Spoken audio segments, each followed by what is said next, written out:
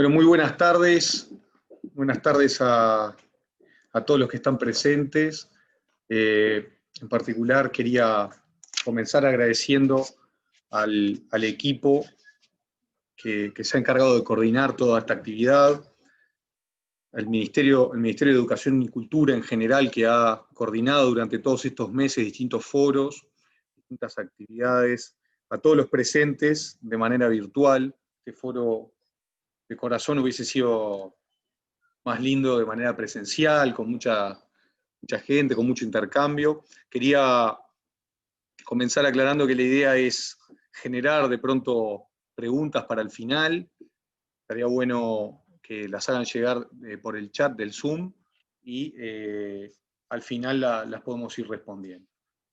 Esta intervención dentro del marco del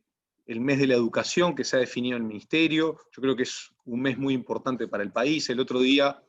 tuvimos la oportunidad de celebrar el Día de la Educación Pública, en el cual, con un mensaje muy lindo del ministro de Educación y Cultura, el doctor Pablo da Silveira, el presidente del CODICEN, el doctor Robert Silva, el presidente de Ceibal,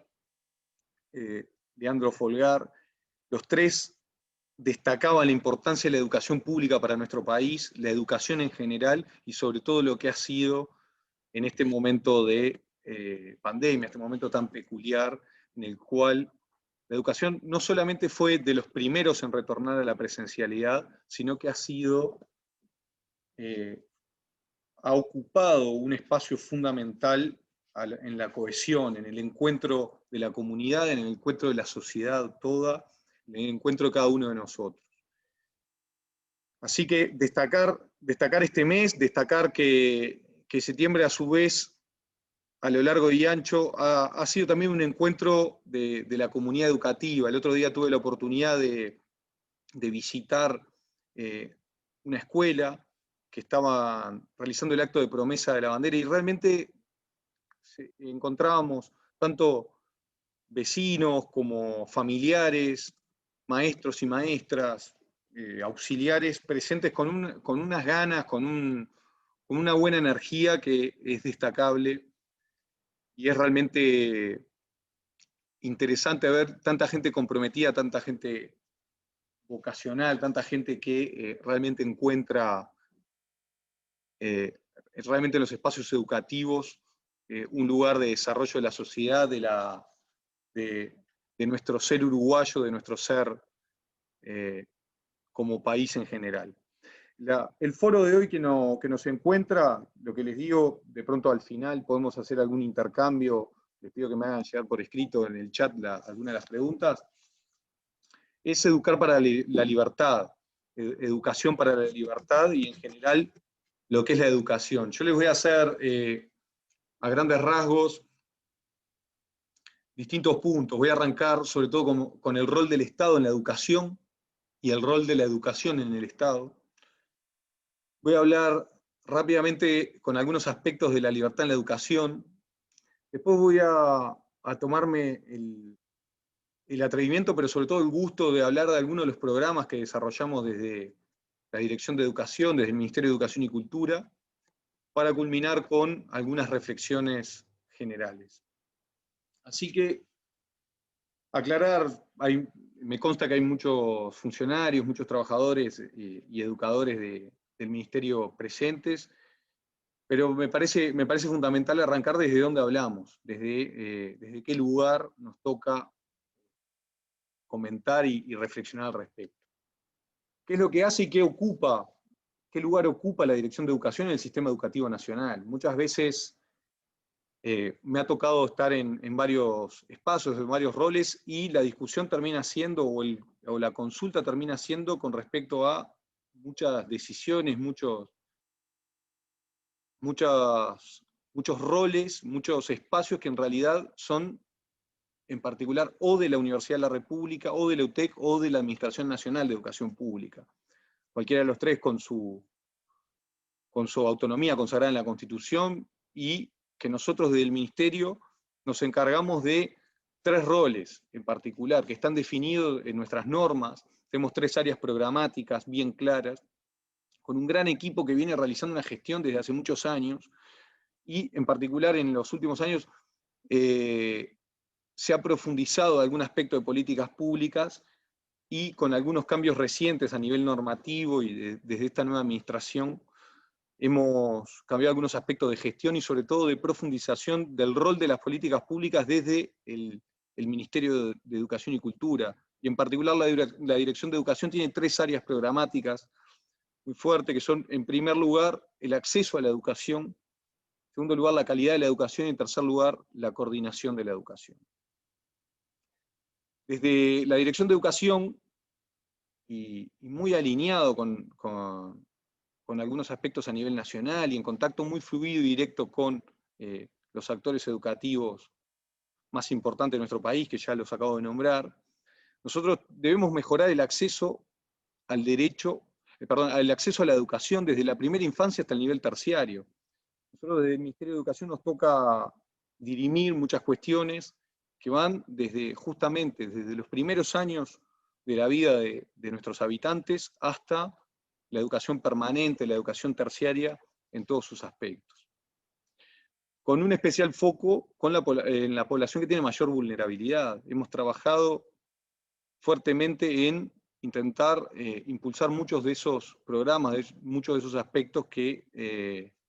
colaboran con la población, para el desarrollo de la población con mayor vulnerabilidad. Debemos mejorar también la calidad de las propuestas educativas en nuestro país, algo que en todo momento debemos adaptar, debemos mejorar, debemos seguir trabajando en todos los niveles de aprendizaje. Y por último, lo que nombraba, la articulación de todo el sistema educativo nacional, algo que hemos visto de una manera muy fuerte en esta pandemia, que hemos trabajado de una manera consistente para lograr una reapertura progresiva, segmentada territorialmente y de una manera voluntaria por parte de las familias, para que todos los jóvenes de nuestro país puedan volver a la educación de una manera lo más normal posible. Esa articulación lleva a mejorar en muchos aspectos la calidad educativa, el acceso a la educación, pero también nuestro vínculo regional e internacional con los sistemas educativos. Hemos tenido incontables espacios, incontables foros y reuniones de coordinación con ministros, nuestros padres, directores de educación, encargados de distintas áreas, manifestando justamente qué lugares, qué espacios podemos seguir trabajando. Regionalmente nosotros tenemos un lugar muy interesante que es el Mercosur Educativo, en el cual se ha trabajado más a nivel terciario, pero debemos profundizar y hay varios desafíos a nivel secundario, a nivel primario, sobre todo en un mundo cada día más complejo, un mundo cada día con mayor movilidad y mayormente con movilización. Tomando el paréntesis claramente del COVID-19, pero sin embargo es una movilidad y una globalización que va profundizando lazos económicos, lazos culturales, lazos sociales, que seguramente nuestros abuelos, nuestros bisabuelos, inclusive en algún aspecto nuestros padres, seguramente ni se imaginaban hace muy poco tiempo. Estamos en un momento histórico en el cual se mantienen muchas inequidades en la población en general, se mantienen muchos problemas de todo tipo, de desarrollo educativo, de desarrollo social, de vínculos económicos, de vínculos políticos. Pero sin embargo, todos los economistas, todos los estudiosos de desarrollo coinciden en que nosotros estamos mejor que nuestros padres, que a su vez nuestros padres estuvieron mejor que nuestros abuelos y que seguramente nuestros abuelos estuvieron mejor que nuestros bisabuelos. Eso es un concepto de desarrollo que nos hace detenernos un minuto a reflexionar sobre la libertad, las libertades que hemos adquirido, el desarrollo que hemos adquirido, y en particular cómo nuestros sistemas educativos lo afrontan. Esta encrucijada, este momento histórico en el cual hemos ido avanzando, en el cual seguimos avanzando, cómo nos enfrentamos a él, cómo nos desarrollamos y cómo nuestros sistemas educativos van tomando la posta en ese aspecto tan socializador, en ese aspecto tan integrador que tiene nuestra escuela, nuestros liceos, nuestras universidades. En muchos aspectos, como les decía, de carácter económico, social, político, estamos en un momento a veces difícil, sin embargo estamos mejor, pero en muchos aspectos estamos estancados. En un mundo donde se adquiere día a día nuevos conocimientos, donde se adquieren día a día nuevas libertades, donde a través de un pequeño teléfono, un pequeño aparato que tenemos en nuestra mano, llegamos a mucha información, a muchos servicios, que a su vez también nos separan, porque nos alienamos de alguna manera, nos aislamos, pero a su vez también nos mantienen conectados.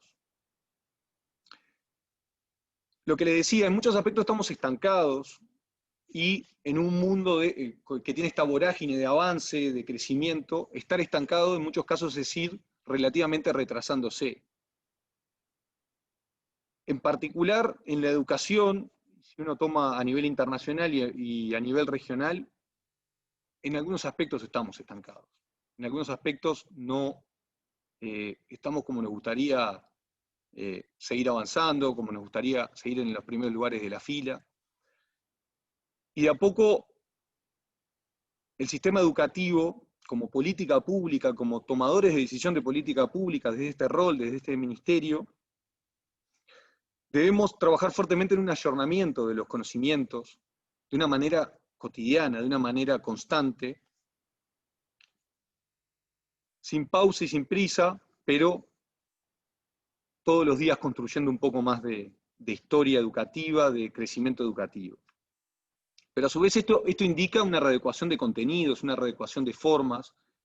una readecuación de los vehículos mediante los cuales debemos seguir avanzando.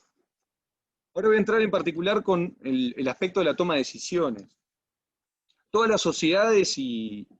es inherente a cada proceso político nacional, todas las sociedades toman decisiones sobre la educación. Son decisiones de política pública, son decisiones las cuales se imponen a todos los habitantes del país. Imponen condiciones al ejercicio de la libertad, condiciones al ejercicio de muchos aspectos de desarrollo de nuestro país. Y una pregunta que a veces puede planteársele a muchos de nuestros habitantes es ¿por qué estamos dispuestos a ceder libertades? ¿Por qué estamos dispuestos a ceder parte de nuestras individualidades en pos de un bien común, de una libertad mayor de la sociedad? O lo que puede ser de pronto para un tomador de decisión, que es un aspecto más mundano y en el cual no quiero abocarme, pero es ¿por qué estamos dispuestos a destinar recursos económicos, sociales, culturales y políticos a toda la educación en general? ¿Por qué en esa toma de decisiones, que ahora me voy a abundar un poco más,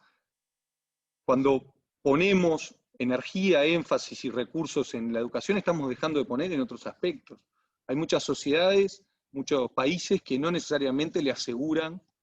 el acceso a la educación a toda su población. Sin embargo, nosotros sí, nosotros tomamos esa decisión. En el proceso de toma de decisiones, Lowy, en 1972, yo tengo la oportunidad de repasar algunos de los conceptos de uno de los principales ideólogos de las teorías de la administración actual. Define la política pública en 4 categorías.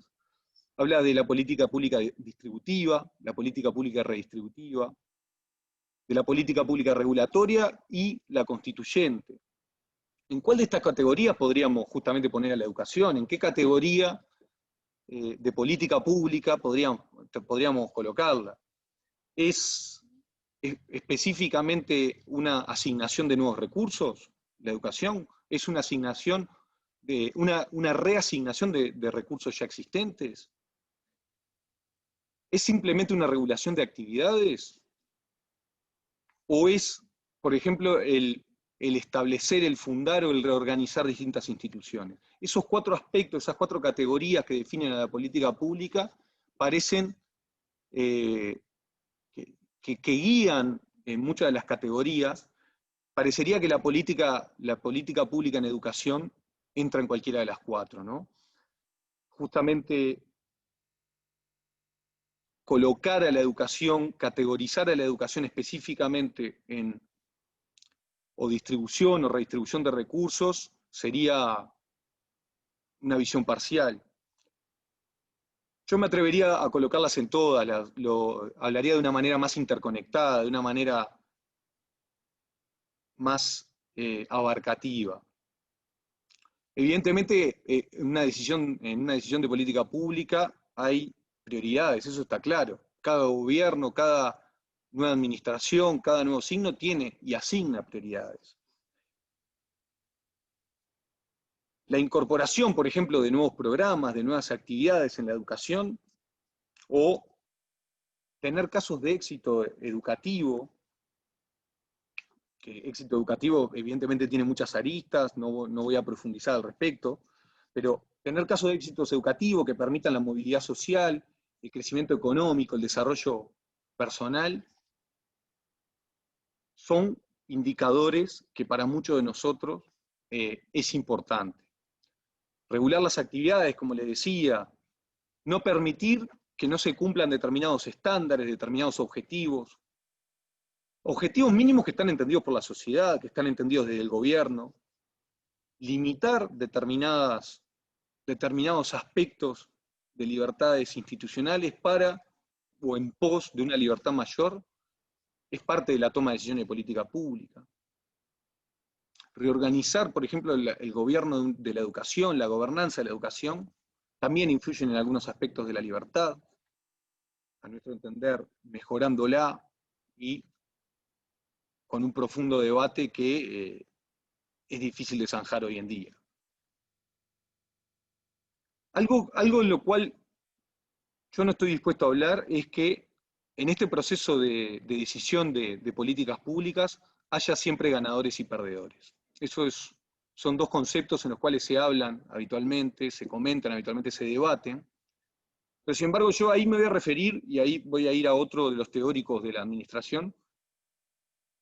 que habla James Wilson, que en 1973 planteó la política pública en términos de costos y beneficios, como se habla muchas veces, siempre tanto ganadores y perdedores, pero habló de dos conceptos que a mí me parece importante profundizar, que es justamente costos y beneficios dispersos o concentrados. Yo creo que la educación, que es transformadora de la sociedad,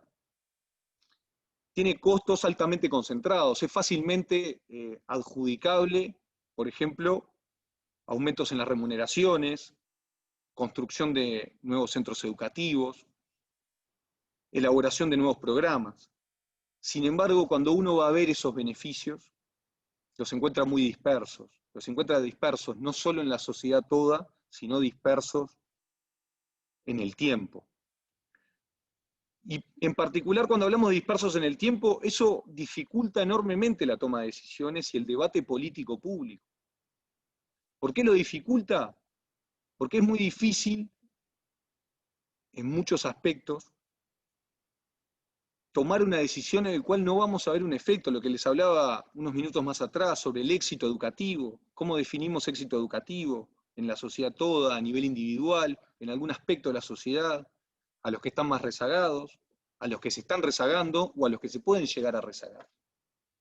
¿Cómo definimos en particular cuál es una prioridad cuando los efectos en mejores resultados educativos los vamos a ver a mediano y largo plazo, con una generación entera transcurriendo por un sistema educativo? Son debates arduos, son debates difíciles, son debates donde la cuestión de la libertad está en cada posicionamiento, en cada planteo, donde muchas veces es difícil alcanzar consenso, donde muchas veces la política termina invadiendo a la educación hasta un punto que termina siendo una arena de debate innecesario, cuando en realidad la sociedad debería definir aspectos de carácter más general, de carácter más abarcativo, donde más allá de las libertades individuales, a la hora de elegir sobre la educación de nuestros jóvenes, de nuestra población en general, debemos definir que estamos definiendo, que estamos invirtiendo, que estamos trabajando en el bienestar de todos, en el bienestar de la sociedad, en un Uruguay más integrado, en un Uruguay donde desarrollar políticas públicas en educación, insisto, con un concepto amplio, porque el foro de hoy no es para definir el concepto de libertad, sino para definir a la sociedad en general. Yo creo que lo que hay que tener claro es que una mejor educación nos aporta mayores libertades de desarrollo, de bienestar social, desarrollo económico, desarrollo político. El otro día leía un comentario de un actor relevante del equipo de educación de la administración, que destacaba algunos indicadores de democracia, destacaba algunos indicadores de falta de interés en la democracia. Tuvimos recientemente elecciones, hace muy pocas horas, hace muy pocos días, manifestaba y había una relación inversamente proporcional. Era mayor interés, perdón, directamente proporcional, era mayor interés con mayor nivel educativo y menor interés con menor nivel educativo. Cuando se hacía una consulta con respecto a no solo el interés, sino qué se estaba votando y para qué era importante votar, las personas que declaraban tener un mayor nivel educativo manifestaban estar más involucrados en los procesos democráticos. Eso es preocupante como desarrollo del país, como desarrollo de la democracia en general, pero sobre todo por la comparación, cuando uno mira muchos países del mundo y de la región, algunos sucesos recientes, realmente se preocupa. Realmente se preocupa, sobre todo cuando estamos en un país donde hay un acceso a la educación amplio, el acceso a la educación pública, laica, gratuita, en todos sus niveles, para nosotros es muy importante. Ahora quiero ingresar a la parte de programas en particular, que los quiero destacar, porque cuando uno habla de educación para la libertad, más allá de los aspectos que podemos debatir, definir en esta reflexión un poco inicial, tiene que actuar en consecuencia con programas en particular y profundizar algunos programas que se venían haciendo, programas que se están haciendo y que se van a seguir haciendo, que a mi entender y al entender del equipo de educación del Ministerio son muy importantes. Esto sin ánimo de dejar por fuera otros programas que son realmente relevantes y que realmente colaboran en muchos de los aspectos del desarrollo educativo de nuestro país. Pero acá me gustaría definir tres áreas en particular que a mi entender abordan directamente al desarrollo de la libertad de nuestro país. Uno, en primer lugar, es el programa Aprender Siempre. El programa Aprender Siempre es un programa de aspecto comunitario y que también aborda y llega con propuestas socioeducativas a población privada de libertad. Justamente uno plantearse hablar de libertad justamente en un contexto de privación de libertad es no solo desafiante, sino importante, y que el país esté asignando recursos humanos, grandes capacidades con decenas y decenas de educadores y talleristas a lo largo y ancho del país, participando en 16 unidades penitenciarias, que semanalmente concurren y que solamente se interrumpió por la pandemia, pero que se quedó pensando y elaborando nuevas políticas públicas y nuevos abordajes, realmente a nosotros no solamente nos enorgullece, sino que colabora justamente en esos habitantes de nuestro país que de momento, por distintas razones, no están gozando de la libertad de movilidad, de libertad de asociarse, de libertad de toma de decisiones en muchos aspectos, pero que como Estado tenemos que darle y brindarle herramientas para su reincorporación, para su desarrollo.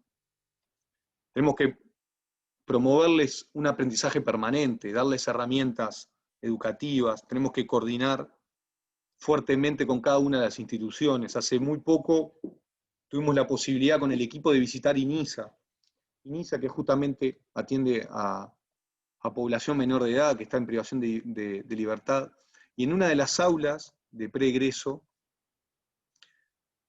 había justamente uno de los muchachos en un convenio con secundaria, justamente salvando unas materias, le estaban comunicando que estaba aprobando uno de los cursos. La pared en el fondo decía claramente, la educación os hará libres. Y me parece que eso tiene que definir muchos de los aspectos, no solamente para la reincorporación inmediata a la sociedad de aquellas personas que se equivocaron, que fueron juzgados y que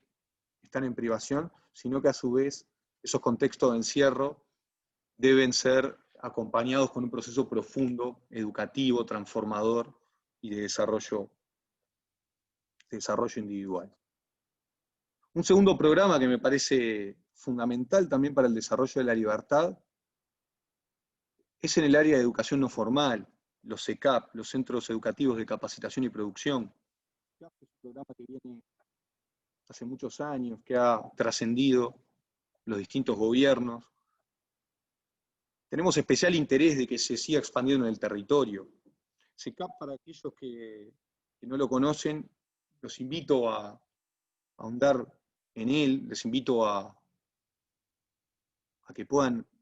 aprender y visualizar el trabajo que se viene haciendo. Estamos hablando de 21 centros educativos en el país,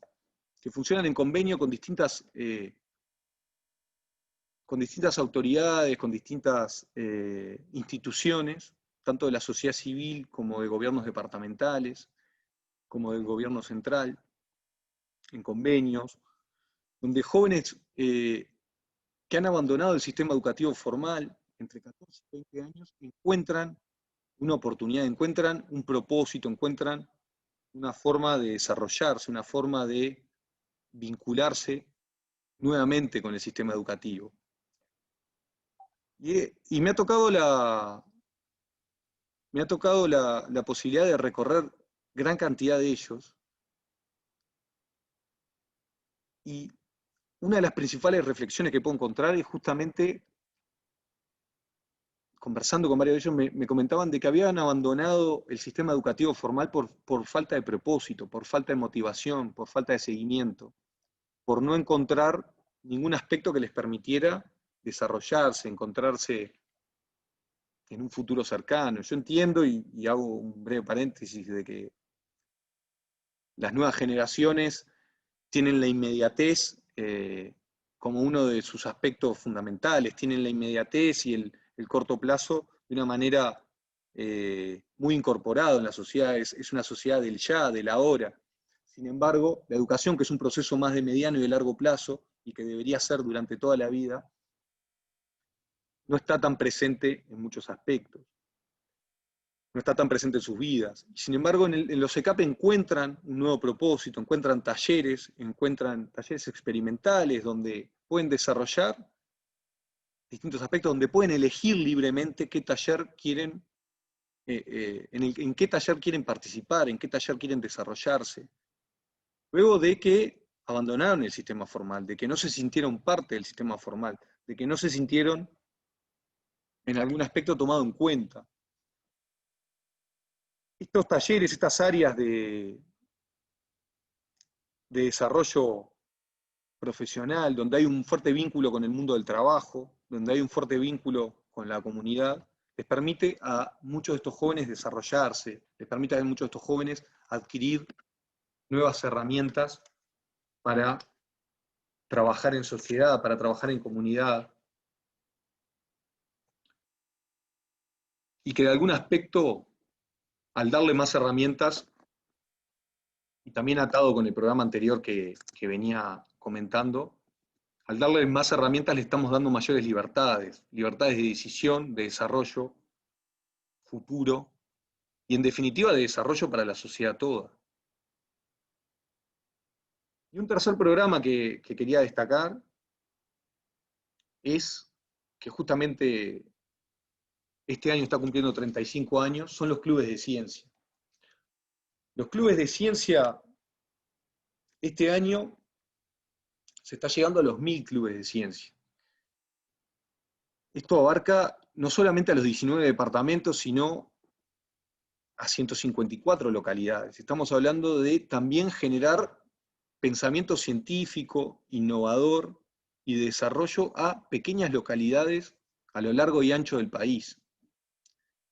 Generar descentralización también es generar libertades. Generar educación descentralizada es generar libertades, es generar oportunidades para jóvenes que por distintas razones no solamente no se pueden trasladar, sino que legítimamente no se quieren trasladar. El poder desarrollarse en su propia comunidad, en su propia localidad, y a su vez que la propia localidad se desarrolle con el quedarse, con evitar el desarraigo, con el poder promover actividades de esta índole, que hoy en día es muy pertinente, la ciencia, la tecnología, el desarrollo, promover la cultura científica, promover lo que hace muchos años viene llevando adelante el programa, que es la alfabetización científica, en distintos aspectos, tanto prácticos, cívicos, culturales, poder buscar soluciones a la comunidad,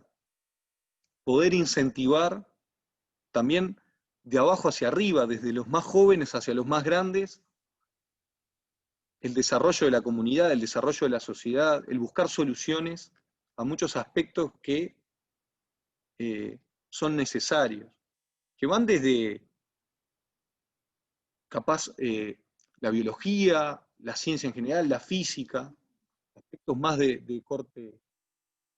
social, de corte económico, cómo pueden desarrollar capacidades y oportunidades en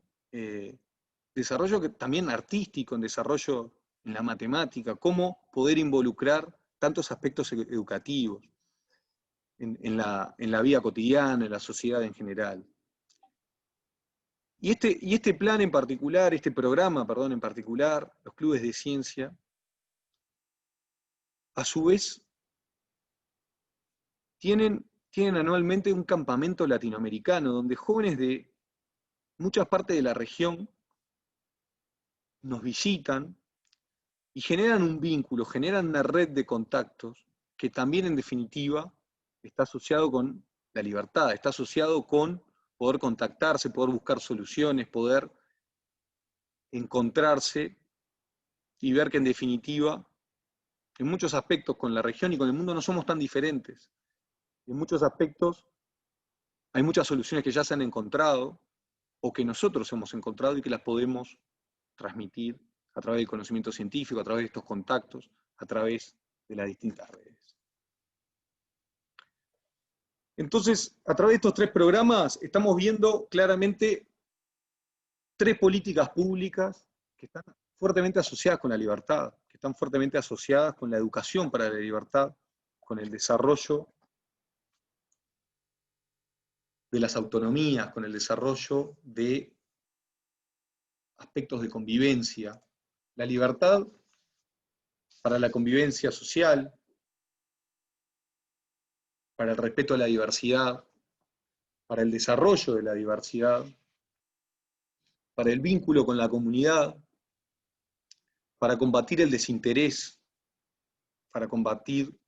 la falta de involucramiento en lo que le sucede al vecino, en lo que le sucede al barrio, en lo que le sucede a la sociedad, a mi entorno. Necesitamos educar para la libertad, para tener una sociedad más formada, una sociedad más democrática, una sociedad más crítica, una sociedad que sea difícil de domar, una sociedad donde realmente haya mucha gente cuestionando, pero cuestionando para construir, cuestionando para aportar, y cuestionando a los que les toca ganar en política y a los que les toca perder, pero teniendo claro que la democracia es el mejor sistema que hemos encontrado para regirnos, para definir y para dirimir nuestras diferencias. Educar para la libertad incluye también valorar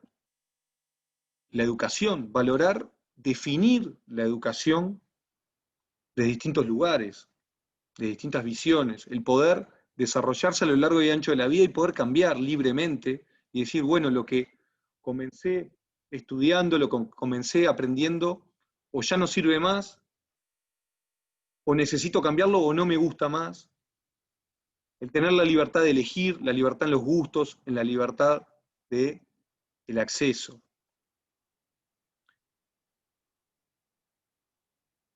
Educar para la libertad también es tener claro que tenemos un Estado que tiene que estar a nuestro servicio,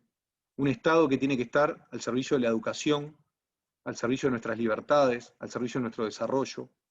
al servicio de nuestra autonomía, donde nosotros debemos tomar las decisiones, nosotros como habitantes del país tenemos que tomar las decisiones, tenemos que vivir la libertad como muchas veces no totalmente conquistada, porque todos los días si dejamos de lado la educación, realmente podemos perder muchas de nuestras más sagradas libertades y por eso tenemos que seguir trabajando, seguir profundizando la educación en nuestro país, la educación cívica, la educación social, para seguir teniendo una mejor democracia, para seguir siendo referencia en la región, en el mundo, y para seguir trabajando en la cohesión social y el trabajo de todos. Así que yo por acá voy dejando muchas de las reflexiones. Me voy a fijar en este foro que estoy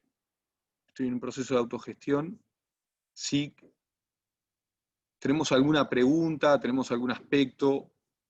para comentar, para conversar. El equipo de comunicación acá me está diciendo que si recibimos preguntas las podemos contestar. Hay un chat aquí. Y si no, de algún aspecto, me gustaría quedar más que a disposición, no solamente en este primer foro que estamos haciendo abierto, que estamos haciendo de una manera de debate, de intercambio que hemos tenido con los equipos educativos, con los distintos programas, proyectos y áreas que integran el ministerio, que integran muchas de nuestras unidades. Agradecer también el espacio que me ofreció el ministerio para poder reflexionar, a todos ustedes por esta oportunidad de que me escucharan, de poder intercambiar. Con muchos ya he podido conversar, he podido seguir profundizando, y bueno, agradecer profundamente también a los distintos actores educativos, a los educadores, maestros y profesores que durante esta pandemia en particular, ha demostrado que tenemos equipos fuertes, que tenemos un trabajo constante de día a día, vocacional. Yo recuerdo en mi pasaje como profesor, como docente en educación no formal, recuerdo que tenía una foto con todo mi grupo y la había colocado con un imán en la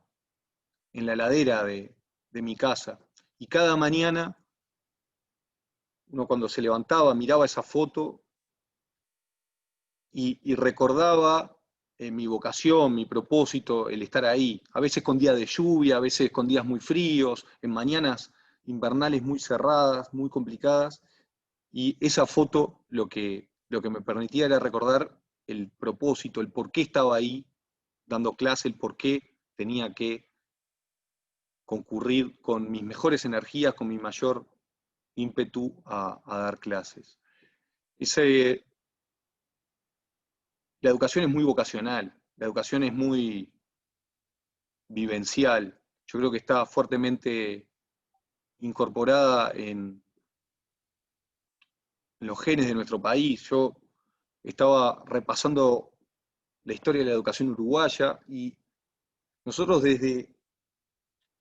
el año 1826, inclusive desde antes de que tuviéramos nuestra constitución, en el año 1826 se decretó la libertad de enseñanza en nuestro país. Se decretó que en nuestro país existiera la libertad de educar, la libertad de poder definir contenidos, de poder definir y reconocer instituciones educativas en el territorio nacional. Estamos hablando desde 4 años antes de que el Uruguay fuera el Uruguay en sí mismo. Todavía estábamos saliendo de un proceso revolucionario, estamos saliendo de un proceso emancipador, del proceso colonial, y desde allí nosotros ya estábamos definiendo que para nosotros la libertad en la enseñanza ya era muy importante. Así que yo voy cerrando por aquí, sin dejar de lado de mandarles un gran saludo y quedar en contacto con ustedes. Muchas gracias.